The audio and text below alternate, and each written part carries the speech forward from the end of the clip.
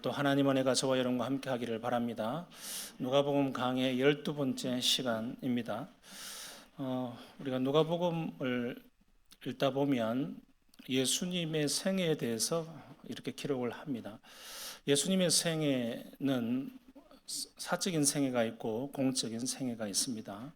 대부분 공적인 생애, 공생애에 대해서 기록을 합니다. 그 공생애는 왜 공적인 생애라고 하느냐 하면 자신의 인생을 사는 것이 아니라 하나님 나라를 위해서 인생을 산다라는 측면에서 예수님의 공생애라고 이야기를 합니다. 예수님의 공생애 기간 동안 예수님이 공적으로 행하신 큰 세 가지 일들이 있는데 그것은 가르치시고 선포하시고 병자를 고치시는 일들, 그 병을 고치는 일들 안에는 귀신을 축출하고 쫓아내는 일들까지 포함하고 있습니다. 그래서 오늘 특별히 우리가 읽었던 본문에는 열병을 앓는 베드로의 장모도 있고 또 회당에서 귀신 들린 사람도 있고 한 사람이 아니라 여러 사람이 있었다라고 쭉 기록을 합니다. 그래서 세 가지 사건을 또는 네 가지 사건을 섞어 놓은 것 같지만 사실은 예수님께서 하시고자 하는 일들은 아주 집약적으로 이야기하고 있습니다. 하나님 나라의 복음을 선포했고 또 가르쳤고 전도했고 그 속에서 병자를 일으키고 세우고 또 귀신을 쫓아낸 일들을 함께 하셨다라는 것을 집중적으로 보여줘요. 그것이 하나님 나라의 일입니다. 하나님 나라의 일들이 우리에게 아주 일상적으로 여러분 느끼시셔야 돼요. 믿음이 뭔가라고 할 때 믿음은 하나님 나라의 삶을 사는 것입니다. 믿음에 대해서 초보의 도에 있는 사람들은 굉장히 이것을 종교적인 시각으로 바라봐요. 그렇게 하다 보면 항상 이론에 머물고 아는 것에 그치게 됩니다. 그러나 하나님 나라의 삶을 산다고 하는 것은 실제 살아있는 나의 삶 가운데 살아계신 하나님의 역사가 임재하는 것, 이게 하나님 나라의 삶입니다. 그래서 이미 하나님 나라는 임했어요. 천국이 이미 임했다고 성경 여러 군데에서 이야기하는 이유는 예수 그리스도께서 오심으로 해서 하나님 나라가 임했다는 말이거든요. 이것을 이해하셔야 돼요. 이것을 교리나 신학적인 것이나 뭐 이런 생각을 하실 필요가 없습니다. 실제입니다. 예수 그리스도께서 이 땅에 오셨습니다. 그렇다면 하나님의 왕국은 이 땅에 이루어져 있다는 것이고 이것이 완성되기까지 계속적으로 나아가고 있다는 거예요. 여러분들이 믿음의 눈으로 보면 하나님 나라가 보입니다. 요한복음 3장에 보면 성령과 물과 성령으로 거듭나지 아니하면 하나님 나라를 볼 수도 없느니라, 또 들어갈 수 없느니라, 두 분 이렇게 이야기하지 않습니까? 성령으로 거듭난 사람이라면 여러분들은 하나님 나라를 볼 줄 알아야 합니다. 하나님 나라는 어떻게 이루어지는가? 믿음으로 이루어집니다. 믿음으로 이루어지는 그 속에는 성령 하나님께서 우리의 믿음의 눈을 열게 하시고 하나님 나라가 지금 저 멀리 죽어서 천당에 가는 어떤 그런 개념으로만 생각하는 것이 아니라 지금 내가 이 땅에서 살아가는 동안 하나님의 나라를 살아가는 겁니다. 믿으시기를 바랍니다. 이미 임한 하나님 나라에서 하나님 없이 살아갈 수 있습니까? 하나님 나라인데, 이름은 하나님 나라, 이름은 천국인데 하나님이 계시지 않는 삶을 어떻게 살 수 있냐는 것이죠. 하나님이 살아 계시다는 것을 어떻게 알 수 있는가? 복음으로 알 수 있습니다. 그것을 천국 복음 또는 하나님 나라의 복음이라고 합니다. 또는 다른 말로는 그리스도 예수의 복음이라고 합니다. 그리스도 예수께서 우리에게 보여주신 복음의 능력은 뭐냐 하면 귀신이 떠나가는 것, 그다음에 병이 낫는 것, 복음 안에서 그것을 통하여서 예수 그리스도를 하나님의 아들로 받아들이는 것. 지식적으로, 교리적으로, 종교적으로 형식만 갖추는 것이 아니라 그분을 경험하고 실제로 내 삶 가운데 받아들이는 것. 그리고 예수 그리스도께서 내 삶 가운데, 인생 가운데 여전히 성령으로 함께 하신다. 임마누엘 되신 예수 그리스도께서 나의 안에 계시며 내 삶 가운데에 주인으로 계신다. 라고 하는 것을 늘 인식하고 보는 거죠. 이게 하나님 나라입니다. 그러니까 예수님 없는 하나님 나라 있을 수 없고요. 삼위 하나님 없는 하나님 나라가 있을 수 없잖아요. 그것처럼 지금이 이미 임한 하나님 나라를 살아간다면 성경 속에 있는 예수님이 옛날 2000년 전에 그때 그랬지가 아니라 지금 나의 삶 가운데에 힘들고 아프고 찌들린 모든 것들이 해방되었고 예수 그리스도께서 나에게 구원의 은혜뿐만 아니라 실질적으로 구원의 은혜를 통해서 누릴 수 있는 기쁨과 평안과 안식도 우리에게 주신다라고 하는 믿음입니다. 믿으시길 바랍니다. 그래서 저는 오늘 특별히 하나님 나라의 삶을 사는 저와 여러분이 어떤 믿음의 눈을 가져야 되는지에 대해서 좀 말씀을 전하고 싶습니다. 오늘 본문을 보십시오. 예수님께서 회당에 들어가십니다. 누가복음 4장의 특징을 보면 누가복음 4장은 이렇게 시작하죠. 예수님께서 성령에 이끌려서 이제 시험을 받으시고 광야에서 또 그 마귀를 다 이기시고 돌아오시고는 첫 번째 이제 본격적인 사역들을 해 나가시는데 4장 본문을 한번 보십시오. 지나간 본문이지만 15절에 보시면 신이 그 여러 회당에 가르치심이라고 했습니다. 자, 회당은 누가 가는 곳입니까? 하나님의 언약의 백성, 성경을 읽는 사람, 성경을 듣고 싶어 하는 사람, 믿음이 조금이라도 있는 사람, 예배하기를 원하는 사람, 기도하기를 원하는 사람, 하나님을 믿는다고 고백하는 사람들이 주로 회당에 가 있습니다. 그래서 회당은 예배하는 장소요, 말씀을 배우는 장소요, 기도하는 장소입니다. 근데 예수님은 가장 먼저 회당에 들어가셔서 하나님 나라를 전파하고 전도했다고 말씀합니다. 그래서 16절에도 회당에 들어가서 복음을 전하잖아요. 그리고 오늘 33절에도 보니까 회당에 더러운 귀신들이 있었다. 그리고 마지막 44절에도 갈릴리 여러 회당에 전도하시더라. 누가복음 4장 전체에 보면 예수님의 주된 사역의 주 타겟이 어디냐면 회당이었습니다. 회당은 이미 구약 성경으로 능통한 교사들이 있었고 그것을 배우기를 원했고 예비했고 기도했고 그곳에서 예수님께서 전도했다라고 하는 말씀 우리가 유심히 볼 필요가 있습니다. 예수님께서는 먼저 사도 바울이 로마서 1장 16절에서 이야기했듯이 복음이 먼저 헬라인에게고 그 다음에 유대인에게 먼저 그 다음에 헬라인에게로다라고 한 말씀처럼 복음이 언약 백성인 유대인들에게 먼저 제대로 들어가기를 원했던 것이고 예수님께서 그 일들을 행하십니다. 이 말씀은 어떤 것일까요? 오늘날로 따지면 교회 안에 예수님께서 오셔서 전도하셨다는 겁니다. 그럼 복음은 불신 세계에 필요한 것입니다. 그러나 아이러니하게도 오늘날 교회 내에도 복음이 필요합니다. 교회 내에 이 지역 교회 안에는 불신자도 함께 많이 섞여 있기 때문에 그렇습니다. 예수님께서 숱하게 말씀하죠. 양과 염소 또는 알곡과 죽정이 이런 비유를 들어서 말씀하시기도 했지만 하나님의 택한 백성들은 어쩌든지 하나님께서 말씀으로 이끄십니다. 그리고 말씀을 듣게 하시고 말씀이 복음되게 하셔서 그 마음 가운데에 예수님을 지식적으로 아는 것뿐만 아니라 경험하게 하시고 그분을 주인으로 모시며 그분의 말씀의 지배를 받습니다. 그리고 성령께서 들어오셔서 성령의 지배를 받거든요. 이것이 하나님 나라의 삶입니다. 그리고 거룩한 신자의 모습이고 이것이 거듭난 참 신자의 모습입니다. 그런데 회당에는 그런 사람들이 적었던 것 같습니다. 종교인은 많았으나 성경에 대해서 지식적으로 아는 사람은 많았으나 예수님 볼 때 그들은 다 멸망의 길로 간다고 생각했습니다. 그래서 예수님께서는 그들에게 복음을 전파했습니다. 회당이었습니다. 회당 안에는 여러 아픈 사람들이 많았습니다. 오늘 특히 본문에서는 귀신 들린 사람이 많았습니다. 귀신 들린 것에 대해서 우리가 오늘 제가 집중적으로 좀 말씀을 드리려고 합니다. 귀신에 대해서 우리가 어떻게 이해해야 되는가? 그리고 귀신과 하나님 나라의 복음과는 어떤 연관성이 있는가? 이걸 집중적으로 좀 우리가 살펴보면 좋겠는데요. 그럼 먼저 이 개념부터 한번 살펴보십시다.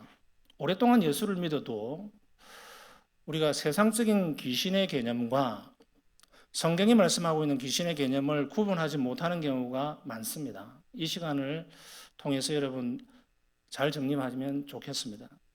자, 세상이 정립하고 있는 귀신의 개념은 뭡니까?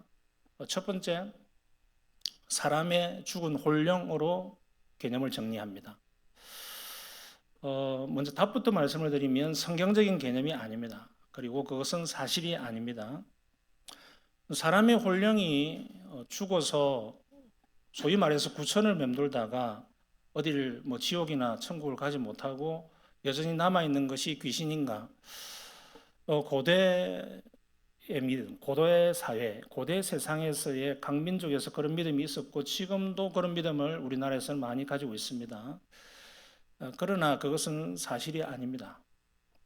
그러면은 세상 사람들이 믿는 그런 악신을 영접한다든지 무당이 신접한다든지 그런 것은 무엇입니까?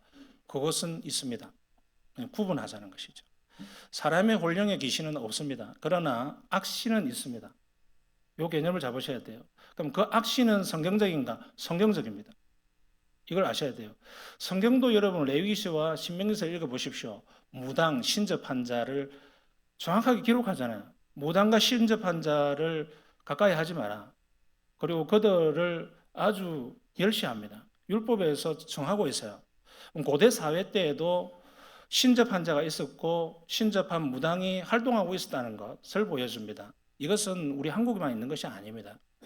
그러므로 귀신의 영역은 사람의 죽은 혼령의 영역이 아니라 악신의 영역입니다. 악신. 그럼 그 악신의 정체가 뭐냐는 것이죠. 그 악신은 원래 하나님께서 천사를 만드실 때에 선하게 만드신 그 천사의 그룹이었습니다. 그 천사의 그룹의 일부가 타락하여서 지상에 내려오죠. 그 우두머리가 사탄 또는 마귀라고 하고 그 밑에 수하들을 다 귀신이라고 이야기합니다. 그리고 그들의 집단을 통틀어서 성경에서는 여러 이모저모의 이름을 이야기하는데 이 세상 통치자, 이 세상 신들, 악신 또는 악신들, 귀신들 이런 식으로 이야기들을 많이 다양하게 하고 있습니다. 그러나 똑같은 것입니다. 그러니까 약간 하는 활동이나 약간의 종류는 다를 수 있으나 그 본질은 같아요. 사탄과 그 졸개들인 귀신들의 그 집단을 이야기하는 것이고 이것을 귀신을 단수로 표현할 때는 한 마리를 이야기하는 것이고 복수로 이야기할 때는 여러 마리를 이야기하는 것이고 그 우두머리는 하나이기 때문에 항상 단수로 표현하죠. 이 개념이 성경의 개념입니다. 그렇다면 성경에서 말씀하고 있는 귀신은 있느냐? 오늘날도 분명히 있습니다. 그리고 활동을 하느냐? 활동합니다. 자, 우리가 이 귀신의 활동들에 대해서 이야기를 할 때 여러분 두 가지 개념을 염두를 두시길 바랍니다. 성경이 말씀하고 있는 귀신에 대해서 우리가 과대평가를 할 수 있고 또한 반대로 과소평가를 할 수 있습니다. 두 가지 다 개념을 잘 견지하셔야 됩니다. 먼저 여러분 제가 설교 노트에 보면 더러운 귀신들의 특징, 귀신의 특징이라고 이야기를 했습니다. 여러분 더러운 귀신에 대한 개념을 정리를 먼저 한번 해볼까요? 성경이 왜 두 번씩이나 오늘 본문에서 그냥 귀신이라 하지 않고 더러운 귀신이라고 이렇게 표현을 했느냐? 이것은 청결 상태나 위생 상태를 이야기하는 것이 아닙니다. 성경이 더럽다, 깨끗하다라고 하는 것은 율법에서 계속적으로 반복해서 이야기하고 있는 것이죠. 이것은 무엇을 말합니까? 외적으로는 청결 상태를 말한 것이지만 사실은 거기서 말하고자 하는 것은 영적인 상태를 이야기하는 것이죠. 그래서 우리 하나님께서 율법을 주시고 제사를 드릴 때에도 깨끗하고 순결한 것, 거룩한 것, 정결한 동물만 데려오도록 했습니다. 그리고 그것을 하나님 앞에 드리도록 한 것이죠. 제사는 정결의식, 거룩한 것, 이것이 핵심이죠. 그것처럼 더러운 귀신이라고 하는 것은 거룩의 반대에 있는 것을 대표 단수로 이야기하는 것이죠. 그래서 성경이 더러운 귀신을 통해서 보여줌으로 해서 더러운 귀신의 정체는 거룩의 반대라는 것을 보여줌으로 해서 귀신이 하는 일의 본질을 보여줍니다. 귀신이 하는 일들의 본질이 뭐냐면 거룩한 백성인 저와 여러분을 더럽히는 겁니다. 이게 핵심이에요.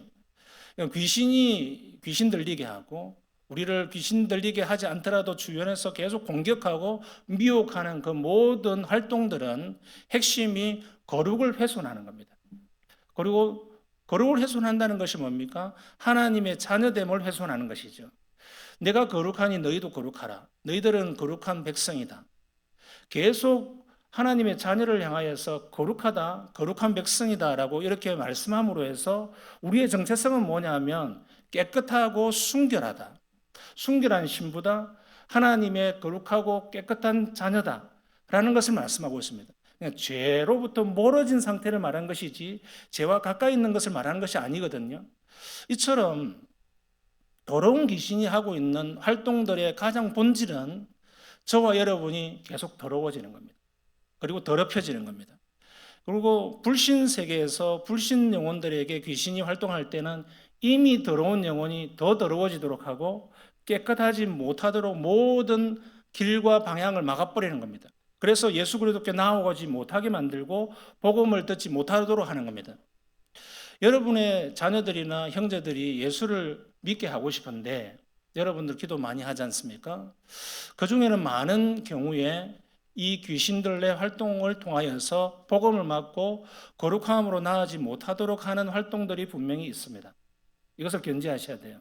그래서 복음이 누군가에게 전파되어지고 그 복음을 통해서 그 삶이 뒤집어지고 회심하는 사건은 성령의 일이잖아요. 왜 성령이 났을까요? 성령의 뜻이 뭡니까? 거룩한 영이잖아요. 거룩한 영이 나서서 할 일들이 뭡니까? 죄를 분쇄하고 그 죄가 토양을 깔고 있는 우리의 마음에 어둡고 흑암의 권세 아래에 있는 모든 더러운 것들을 갈아엎는 일들을 하시잖아요. 그래서 좋은 땅으로 기경하는 일들을 하시거든요. 그래서 복음이라고 하는 복음의 씨앗이 뿌려져서 30배, 60배, 100배의 결실을 맺을 수 있도록 그 모든 토양 작업, 마음을 깨끗하게 순결하도록 마음을 부드럽고 딱딱한 마음을 제거하는 그 모든 일들에 성령이 나서시거든요. 왜 거룩한 영이 나서겠냐는 것이죠. 이것은 더러운 영, 악한 영의 활동을 막고 배제하고 분쇄시키는 것이 함께 되어야 될 중요한 일이죠. 그러니까 악한 사탄 마귀, 귀신의 그 활동들 가운데에서 복음이 바로 싹트기는 힘듭니다. 항상 그것은 방해물이 되고 우리를 넘어뜨리려고 합니다. 물론 불신자뿐만 아니라 신자들도 귀신의 영향을 계속 받게 됩니다. 이것이 바로 더러운 귀신의 특징인데 이것을 그래서 과소평가할 수가 없다는 것이죠. 귀신의 활동은 분명히 있고 우리의 삶 가운데서 믿는 사람에게도 이런 활동을 하고 있다라는 것을 믿으셔야 됩니다. 그래서 1번부터 10번까지 쭉 해놨잖아요. 한번 우리 다 같이 큰 목소리 한번 읽어볼까요? 1번 거짓의 영, 2번 교만의 영, 3번 탐욕의 영, 4번 음란의 영, 5번 배반과 반역의 영, 6번 불법의 영, 7번 미혹의 영, 8번 두려움의 영, 9번 정죄와 참소의 영, 10번 우상숭배의 영. 성경이 말씀하고 있습니다. 이 단어를 쓰고 있습니다. 그렇다면 이 여기서 말하는 영이 뭐냐라고 할 때 귀신을 이야기하는 것이죠. 오늘 본문에서도 보면 사실 더러운 귀신들을 원문에서 보면 여기에 한글 번역에는 빠졌지만 영이라고 되어 있습니다. 더러운 귀신의 영이라고 되어 있어요. 영을 쓰고 spirit 영어로 하면 이것을 쓰고 있어요. 그것을 이제 그냥 복잡하게 하지 않기 위해서 더러운 귀신이라고 한글에서는 번역했을 뿐입니다. 그렇다면 영의 활동은 분명히 있고 이것은 교회 안이나 바깥이나 또 불신 세계나 신자의 세계에도 귀신들이 계속 활동하고 있다는 것입니다. 그래서 이것을 통해서 우리를 어지럽히고 힘들게 합니다. 몇 가지만 제가 보면 5번을 먼저 한번 보십시다. 배반과 반역의 영. 여러분, 배반과 반역의 영이라고 하는 것은 우리가 예수 그리스도를 반역하고 배반하도록 하는 것이죠. 사도 베드로가 사도로 부르심을 받았지만 예수님을 배반합니다. 그때에 예수님과 대화 중에서 예수님께 베드로가 이렇게 이야기하죠. 그리 마옵소서 이야기합니다. 그리 마옵소서라고 하는 것은 예수님의 십자가 지심과 죽으심과 부활에 대한 거대한 구원 사역에 대해서 이야기했을 때 그리 마옵소서 인간적인 세속적인 마음으로 이야기를 합니다. 그때 예수님이 하신 말씀이 뭐냐면 사탄아 내 뒤로 물러가라. 베드로에게 이야기를 합니다. 사탄이 베드로라는 말이 아니잖아요. 그리고 베드로 안에 사탄이 들어갔다는 말도 아니에요. 그러니까 지금 사탄이 베드로의 생각과 마음까지도 간교하게 공격하고 그런 마음들을 계속 흩어리고 그 마음을 흐리게 하고 있다라는 뜻에서 사탄아 물러가라 라고 이야기하는 것이죠. 그러니까 이미 복음을 받고 예수 그리스도의 사도된 사람도 그러한 일을 겪었다라는 것을 보여주고 심지어 가룟 유다는 사도로 부름을 받았지만 사탄이 그 마음속에 들어가 버리잖아요. 들어가서 예수님을 완전히 반역하여서 십자가에 못 박히는 그 일들에 주도적으로 역할을 하게 되죠. 이런 것들을 볼 때에 사탄 마귀 그리고 귀신의 이 활동들은 굉장히 우리가 생각하는 것보다도 섬세하고 교묘하고 악랄하고 우리도 모르게 우리의 생각까지도 뒤흔들어 놓는 일까지도 행한다는 것입니다. 이것이 그 활동 중에 하나가 배반과 반역의 일입니다. 오늘날 우리가 예수 그리스도에 대한 의심, 예수 그리스도에 대해서 허튼 생각들을 하거나 그런 것들을 넘어서서 또 사람과 사람 사이에 또 교인과 교인 사이에 형제와 형제 사이에 자매와 자매 사이에 또 우리의 가족들 내에 또 혈연으로 있는 혈연 가족 내에 복음이 들어갔지만 예수 그리스도를 주로 모시고 있는 교회 안에 여러 가지 이간질이 일어나고 서로 멀어지게 하고 갈등 관계에 서로 등지게 하는 이 일들까지도 귀신의 역할들이 굉장히 많이 관여되고 있습니다.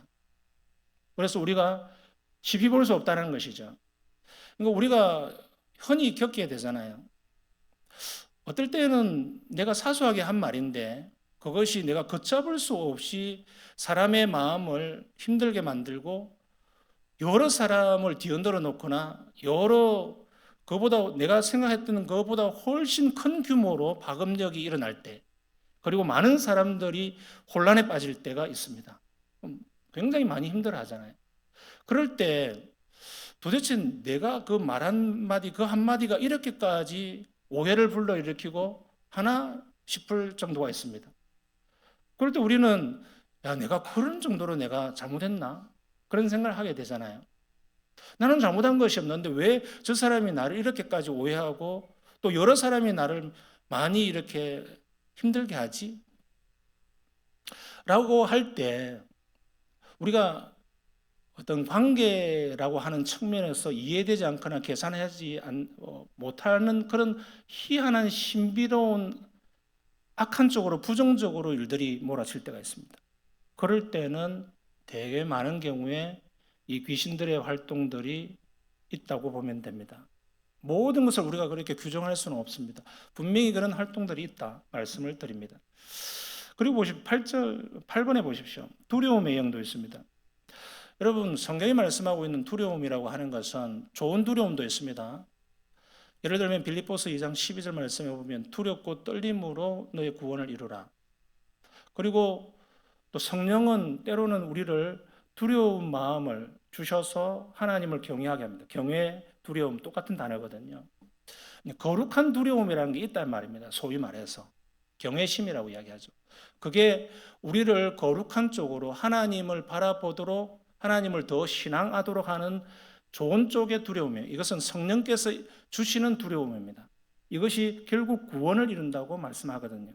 자, 그러나 그런 두려움 말고 공포감이 들게 하고 또 우리를 쓰러지도록 만들고 절망감에 빠지도록 만들고 또는 지옥 인생처럼 나는 멸망의 인생인가 라는 착각에 빠져들게 만들고 넘어져서 자빠져서 도무지 일어날 힘이 없는 영적인 연약함에 빠지도록 만드는 그 모든 것들이 바로 두려움의 영입니다. 귀신이 그러한 우리의 믿음과 그리스도를 향한 신뢰를 잃어버리게 만드는 그 역할도 우리에게 합니다. 그러니까 여러분들이 만약 영적 침체, 소위 그런 것들이 왔다면 여러분들 가운데에 계속 그것을 부추기고 그것을 활용하는 것이 귀신의 집단일 수 있습니다. 그래서 우리는 에베소서 6장으로 또 돌아가게 되죠. 말씀과 기도로 성령 안에서 하는 것을 통해서 그것을 무찌를 수 있다라고 답을 주고 있습니다. 그 다음에 9번에 보면 정죄와 참소의 영이라고 했습니다. 계속 우리를 정죄하고 정죄함으로 해서 우리 마음에 드는 것은 뭡니까? 죄책감이 들고 우리는 지옥에 갈 수밖에 없을 것이다. 나는 예수 믿는 사람이 아닐 거야 라고 하는 우리의 신앙의 확신을 잃어버리게 만듭니다. 그리고 믿음으로 살지 못하게 만들죠. 이것이 바로 계속 우리의 마음을 찔러대는 것이고 너가 그렇게 해서 네가 세례교인이야? 네가 그렇게 해서 목사야? 네가 그렇게 해서 장로야? 네가 그렇게 해서 네가 하나님 자녀라고 할 수 있어? 라고 하는 마음을 심어주고 혼미하게 하는 그 모든 것들이 바로 참소의 영, 귀신이 우리 가운데에서 우리 안에 들어오지는 못할지라도 우리 바깥에서 그 일들을 할 수 있다라는 것입니다. 이것이 이제 과소평가하면 안 된다는 것입니다. 자, 대신 이제 그다음 보십시다. 과대평가하면 안 됩니다. 그래서 귀신에 대한 오해에 대해서 제가 크게 세 가지로 이야기합니다. 자, 1번 다 같이 읽어볼까요? 시작. 모든 죄의 문제는 귀신의 장난질이다. 아닙니다. 야고보서 1장 14절 읽어보실까요? 시작. 오직 각 사람이 시험을 받는 것은 자기 욕심에 끌려 미혹됨이니. 여러분, 죄를 짓고 우리 인생 가운데 큰 문제가 발생할 때 대개 우리 속에 있는 죄의 뿌리에서 오는 것 때문에 나타나는 것이 많습니다. 성경은 그렇게 이야기합니다. 이미 우리 속에 있는 욕심, 탐욕, 정욕 때문에 우리가 망가지고 흐트러지고 사건 사고를 만나고 그 죄성으로 말미암아 나타나는 현상들입니다. 그래서 귀신에 대해서 너무 두려워하거나 쫄지 말아야 될 것은 귀신은 모든 문제를 다 우리 속에서 행할 수 있는 능력이 없습니다. 다만 방해할 수 있고 우리가 가진 연약함과 우리의 나약함을 부추겨서 부채질해서 더 시너지 효과를 내게 하는데 귀신은 활동합니다. 이것을 아셔야 돼요. 자, 2번 읽어봅시다. 시작. 귀신은 고대 시대에만 있었지 현대에는 존재하지 않습니다. 이것이 귀신에 대한 오해입니다. 오늘날 사람의 홀령인 귀신은 없습니다만은 악신 또 사탄의 졸개들, 사탄은 여전히 우리 속에서 활동합니다. 심지어 교회 안에도 활동합니다. 그리고 예배 시간에도 활동할 수 있습니다. 예배 시간이라고 해서 오직 성령만 있으면 좋겠지만 그렇지 않습니다. 여러분, 예배 가운데에 귀신이 와서 얼마든지 공격합니다. 심지어 목사도 설교자도 공격할 수 있습니다. 설교자가 수시로 사탄 마귀의 노략질에 사로잡히고 그의 생각과 가치관까지 흔들리면 쓸데없는 말하고 자기의 경험 이야기하고 세상 이야기하고 성경은 이야기하지 않고 여러 가지 그렇게 이야기하다가 시간을 허비해버리는 경우가 허다합니다. 그런 경우가 이것은 영적인 공격이 있을 수 있습니다. 물론 설교자 자신 가운데 있는 탐욕과 정욕이 가장 큰 문제이기도 합니다. 뿐만 아니라 설교자 외에 설교를 듣고 있는 여러분들에게도 귀신은 언제든지 활동할 수 있습니다. 지금 이 시간에도 활동할 수 있습니다. 여러분의 마음을 흐트릴 수 있고 딴 생각을 피우게 할 수도 있고 그 설교자의 말을 통하여서 해집고 들어가서 꼬리에 꼬리를 무는 엉뚱한 생각과 엉뚱한 질문을 통해서 부정적인 마음을 들게 하는 것까지도 귀신이 할 수 있습니다. 귀신은 그 정도의 일들을 분명히 할 수 있으나 그럼에도 불구하고 세 번째 보십시다. 귀신의 능력은 시작. 귀신의 능력은 한계가 없다라고 하는 것은 오해다는 것입니다. 이것은 잘못되었다. 자, 실제는 뭘까요? 실제 읽어보시죠. 첫 번째 시작. 귀신은 전지전능하지 않자. 또요, 귀신은 동시에 어디에서나 존재할 수 없다. 또요, 예수 그리스도의 권위에 복종한다. 또 귀신은 신자를 하나님 손에서 빼앗을 수 없다. 또요, 귀신은 성령보다 한없이 약하다. 이것이 성경이 말씀하고 있는 귀신의 능력의 한계치입니다. 우리는 성령으로 거듭나고 성령으로 믿음을 가졌다면 성령께서 우리의 주인 되십니다. 그리고 거룩한 영이신 성령께서 귀신의 모든 공격과 방해를 물리칠 수 있습니다. 이것이 믿음입니다. 그래서 귀신은 활동하고 사탄 마귀는 우리를 계속 밀가부르듯 너희를 요구한다라고 예수님께서 말씀하셨듯이 우리를 넘어뜨리려고 하고 우리를 계속 쪼아대고 우리의 생각과 마음을 삐뚤어 놓고 부정지게 만들고 또한 하나님의 말씀에 반응하지 않게 하고 저항하게 하거나 또는 그것을 부정적으로 받아들이게 하거나 왜곡시키거나 또는 이단의 사상을 가지고 해석하려고 하거나 여러 가지 복합된 마음으로 우리의 생각과 마음을 귀신의 마음 쪽으로 끌어갈 수도 있습니다. 그럼에도 불구하고 성령에 사로잡힌 자는 완전히 넘어지지 않습니다. 믿으시길 바랍니다. 성령은 우리 가운데서 활동하십니다. 그래서 여러분 아직 우리 교회 공동체 가운데 여러분 확신이 없거나 그러나 확신이 없는 사람들보다도 더 연약한 사람 누구냐 하면 아예 믿지 못하거나 교회 공동체 안에서도 있습니다. 나는 믿음이 스스로 없다라고 이야기하거나 나는 아직 못 믿겠다라고 하는 사람들은 가장 중요한 것이 뭐냐 하면 여러분들이 성령으로 거듭나는 그 외에는 방법이 없습니다. 성령으로 거듭나는 것, 그 방법은 말씀과 기도 외에는 없어요. 그래서 여러분이 말씀을 듣고 꾸준히 말씀 안에서 생각하고 말씀에 긍정적으로 받아들이고 여러분의 마음을 열어서 말씀에 반응하기 위해서 애쓰고, 그 방법 외에는 없어요. 그것도 하나님의 은혜가 없이는 안 됩니다. 그러고 난 다음엔 예수님의 영이신 성령이 우리 속에 들어오면 그 다음부터는 나의 힘이 아니라 성령의 힘입니다. 성령으로 모든 것이 되는 겁니다. 성령께서 귀신도 내쫓고 귀신의 활동도 말씀과 기도 안에서 성령의 능력으로 모든 것을 다 방해물을 물리치고, 나의 믿음과 확신이 흔들릴 때도 그것을 굳건히 잡아주고 하는 모든 활동들은 성령 안에서 하게 되는 겁니다. 믿으시길 바랍니다. 이제 마지막으로 한번 봅시다. 그리스도께서 하나님의 나라의 복음을 통해서 하신 일들이 뭔가, 이것은 우리가 정말 확신 가운데 있어야 될 확신인데 두 가지입니다. 첫 번째 봅시다. 시작.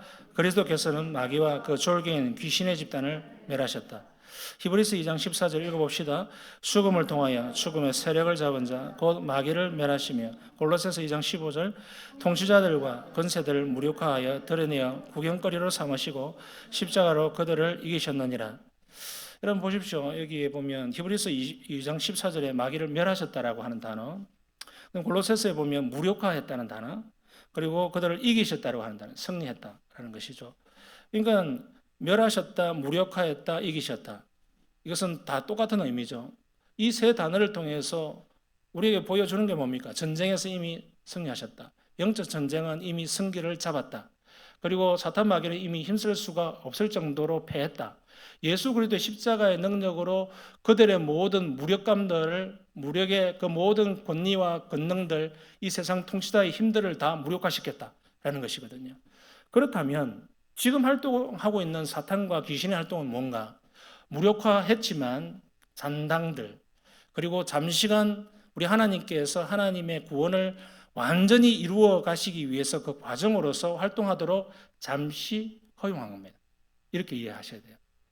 잠시 놓아주었다. 그리고 잠시 그냥 내버려 두었다. 그러나 하나님의 완전한 통제 속에 있다. 이것을 믿으시길 바랍니다. 그래서 우리는 귀신의 활동이라든지 이 영적인 공격의 활동이 분명히 교회 안과 밖에 있고, 또 우리의 인생 가운데 계속 그것이 치열하게 일어나고 있다고 하는 것을 믿음의 눈으로 보셔야 됩니다.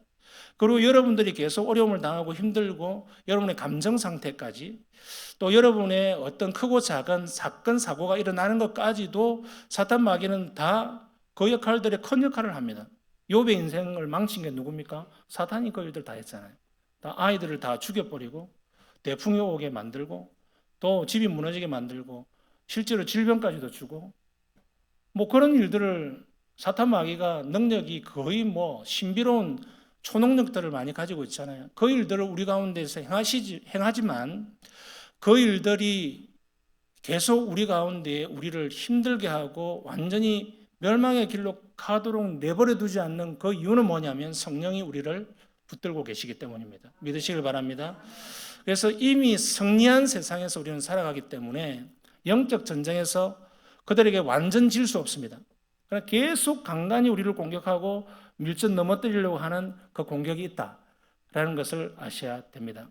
자, 그렇다면 한 가지 우리가 생각해 봐야 될 것, 우리가 아프고 질병이 들고 하는 그 모든 문제는 사탄과 귀신들의 활동 때문인가? 그렇지 않습니다. 여러분, 우리가 읽었던 성경 본문 38절부터 한번 보세요. 지금 시몬 베드로의 장모가 열병을 앓았다라고 되어 있습니다. 그때 39절에 보세요. 예수님께서 앞에 귀신을 내쫓을 때 행동하고 다르죠. 귀신아 나가라, 잠잠하고 그 사람에서 나와라 할 때 귀신에게 명령합니다. 자, 그러나 39절을 보세요. 39절에는 예수께서 가까이 서서 누구에게 꾸짖습니까? 열병아 나가라 이 말입니다. 열병을 꾸짖어 이렇게 하잖아요. 그러니까 예수님께서 지금 행하시는 그 행동은 열병을 귀신과 접목시키지 않습니다. 열병 그 자체를 향하여 명령하고 있습니다. 그러니까 치료하시는 하나님, 여호와 라파의 하나님의 모습을 보여주는 것이거든요. 그러니까 열병 그 자체에 대해서 없앨 수도 있고 열병을 줄 수도 있는 하나님의 능력 되심을 보여주는 거거든요. 그래서 여기에서는 귀신과 전혀 상관이 없는 열병이에요. 소위 말해서. 그래서 열병에게 꾸짖으신데 병이 떠나가고라고 했잖아요.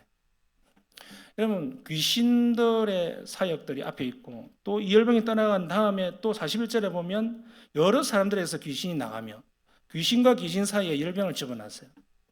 그러니까 귀신과 열병 사이에는 관계성이 있을 수도 있지만 관계성이 되게 없습니다. 여러분들이 어떤 병을 앓거나 그 모든 병 가운데에 귀신의 활동이 있을 수도 있습니다. 또는 없을 수도 있습니다. 모든 것이 귀신의 활동 때문에 이렇다라고 생각할 필요도 없고 또 모든 것이 아니라고도 생각할 필요가 없어요. 여러분, 성경에는 분명히 마태복음 10장 보면 귀신 들린 사람이 눈 멀고 했다. 그리고 말을 알아듣지 못했다. 언어장애, 신체적인 장애가 귀신 들림으로 말미암아 왔다고 이야기하거든요. 그래서 여러 귀신들의 활동을 보면 귀신이 들어가서 앓고 꼬부라졌다. 18해 동안. 뭐 이런 것도 있고. 그리고 사탄의 가시라고 사도 바울이 자신의 병을 통하여서 기도할 때에 사탄의 가시를 주었다. 라고 했던 것처럼 사탄이 그 자기의 그 병에 굉장히 깊이 관여하고 있었던 것처럼 또 그렇게 묘사하고 있습니다. 이처럼 우리의 질병, 우리의 눈의 문제나 우리의 귀의 문제나 우리의 정서의 문제나 우리의 입의 문제나 우리의 또 여러 가지 피부의 문제나 여러 가지 오장육부의 순환계의 문제에 사탄 마귀가 관여할 수 있습니다. 그러나 많은 경우에 그렇지 않고 우리의 연약함 때문에 우리의 속병 또는 마음의 질병, 우리의 우울감, 우울증, 대인공포증, 공황장애, 여러 가지 실망감, ADHD, 여러 가지 마음의 질병들이 일어나는 것 또한 그것은 우리 가운데 있는 연약함 때문에 일어나는 겁니다. 그리고 우리의 질병, 암이나 여러 가지 관절, 여러 가지 순환계에 일어나는 오장육부가 문제가 일어나는 모든 것들은 영적인 것과 상관없이 우리 육체가 가지고 있는 연약함 때문에 일어나는 경우가 많이 있습니다. 그러나 이것도 다 아니고 이것도 다 아닌데 우리가 중요하게 바라봐야 될 것은 뭐냐면 하나님은 하실 수 있다입니다. 이것이 귀신으로부터 왔든지 아니면 우리의 연약함으로부터 왔든지 하나님은 일하신다입니다. 그러나 하나님의 뜻은 무작정 우리가 다 이것을 낫게 하는 것에 있지 않다는 것을 아셔야 됩니다.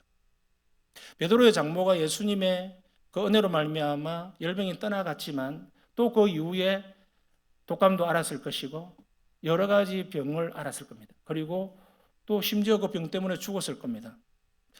여러분, 우리는 이 땅에서 살아갈 때에 예수를 믿는 목적, 또 기도하는 그 목적이 나의 질병을 낫는 것으로 목적을 두면 안 됩니다. 그것은 최종 목적이 아니에요. 최종 목적은 우리가 예수 그리스도를 나의 구주로 받아들이게 하는 것이 목적입니다. 만약 여러분이 가지고 있는 오래된 질병의 문제가 여전히 해결되지 않음으로 해서 여러분이 힘들어하고 있다면 몇 가지 이유가 있을 텐데 가장 큰 이유는 뭐냐면 하나님의 섭리 때문입니다. 하나님의 섭리는 뭐냐? 하나님의 섭리는 이렇습니다. 인간과 다르게 그 병을 낫게 하는 것도 하나님의 섭리고 낫지 않게 하는 것도 하나님의 섭리입니다. 이걸 믿으셔야 돼요. 그러니까 하나님의 섭리는 왜 이런 식으로 다르냐? 인간의 기대하고. 복음만 해서 다 낫게 해야 되지 않느냐? 그런 능력이 있는데 왜 못 낫느냐? 그것은 목사가 믿음이 없고 기도의 능력이 부족해서 또는 여러분들이 기도의 능력이 부족하고 여러분이 성령이 임하지 않아서 그런 문제가 아니라 하나님의 큰 계획과 관련된 겁니다. 그래서 하나님의 큰 계획 속에서 그것을 마치 사도 바울에게 육체의 가시를 죽을 때까지 내버려 둠으로 해서 그것을 없애면 좋을 텐데 우리의 생각이 있지만 그렇게 하지 않음으로 해서 교만하지 않게 하고 더 하나님을 의지하게 했던 것처럼 마치 그것을 우리에게 그대로 적용하게 한다면 우리를 겸손하게 하는 거예요. 그리고 우리를 주님을 바라보게 하는 도구가 되게 됩니다. 여러분, 만약에 그 질병이 없었다면 우리는 하나님을 언젠가는 배반하고 떠나갈 사람들이 많을 겁니다. 그런 사람들에게는 그것이 하나님을 끝까지 붙들 수 있는 명분이 되고 이유가 됩니다. 그것이 하나님이 여러분을 사랑하지 않아서가 아니라 더 하나님을 사랑하도록 만드는 도구가 될 수 있습니다. 우리의 마음과는 다르죠. 안타까울 수 있습니다. 내가 가지고 있는 이 마음의 질병들, 내 자녀의 질병들, 연약함들, 하나님께서 깨끗해 줄 수 있으면 너무 좋습니다. 그러나 그것을 통해서 하나님께서는 어느 날 반짝하면서 다 낫게도 할 수 있습니다. 어느 순간에. 그러나 계속 그것이 어떤 순간에는 서서히 조금씩 개선되는 경우도 있습니다. 다양한 방법이 있습니다. 다양한 타이밍이 있다는 겁니다. 어떤 사람에게는 순간 다 낫게도 하시고, 어떤 사람에게는 이번 주보다 다음 주가, 다음 주보다 그 다음 주가 조금씩 더 나아지게 하는 경우도 있습니다. 그것이 하나님을 의지하고 믿음을 가지는 그 자람과 관련되어 있는 경우도 있어요. 또는 믿음도 좋고 큰 주님의 사역자들 가운데에서도 계속 아픔을 가지고 있는 사람들이 있습니다. 세계적인 목회자나 선교사들이나 그런 사람들은 평생을 아픔을 가지고 목회하고 있는 사람들도 있습니다. 세계적인 사람들 이름을 들려면 얼마든지 들 수 있습니다. 칼빈도 그렇지 않았습니까? 평생 동안 종합병원이었습니다. 우리 계획주의 신학에 기초를 놓은 분 아닙니까? 55세에 죽을 때에 종합병원, 완전 여러 가지 병들을 다 가지고 돌아가신 분이 바로 칼빈입니다. 여러분, 하나님께서는 평생 동안 그에게 병을 줌으로 해서 우리에게 더 신비로운 은혜의 말씀을 주석하고 해석한 그 책들을 우리에게 후손들에게 물려주었고 그것을 공부한 신학교가 우리 신학교잖아요. 여러분, 하나님께서는 신비하게 섭리하십니다. 우리가 그것을 믿음으로 받아들이는 것이 중요합니다. 귀신의 활동이 있을 수 있고 우리를 넘어뜨리려고도 하지만 크게 보면 귀신의 활동 또한 하나님의 섭리 안에서 허락함으로 우리에게 허락하시는 겁니다. 그래서 그런 일들이 일어날 수 있습니다. 다만 우리는 하나님을 향한 그 믿음만은 흔들려서는 안 됩니다. 그래서 마지막 우리가 이것만 읽어보고 끝냅시다. 제가 별표해 놨죠. 별표 읽읍시다. 시작. 그럼에도 불구하고 귀신은 참 신자 안에 들어와서 소유할 수 없다. 동그라미 1번, 신자는 오직 그리스도의 소유다. 2번, 성령이 계신 자는 누구든지 그리스도의 사람이다. 3번, 그리스도와 벨리알이 함께 할 수 없다. 우리는 오직 성령이 우리 마음 가운데 들어오셨다면 귀신은 우리 속에 들어올 수 없습니다. 믿으시길 바랍니다. 그래서 참 신자는 귀신 들리지 않습니다. 귀신 들린 사람이 있다? 참 신자가 아닙니다. 귀신이 나가야만 성령이 들어옵니다. 그리고 성령이 들어오면 반드시 귀신은 나갑니다. 귀신과 성령이 함께 할 수 없어요. 한 육체 안에 한 인격 속에 귀신도 들어와 있고 성령도 들어와 있을 수 없다는 겁니다.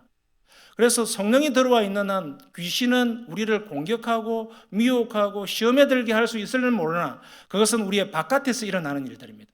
우리 속에서 우리를 지배할 수는 없다는 겁니다. 믿으시길 바랍니다. 성령으로 승리하십시다.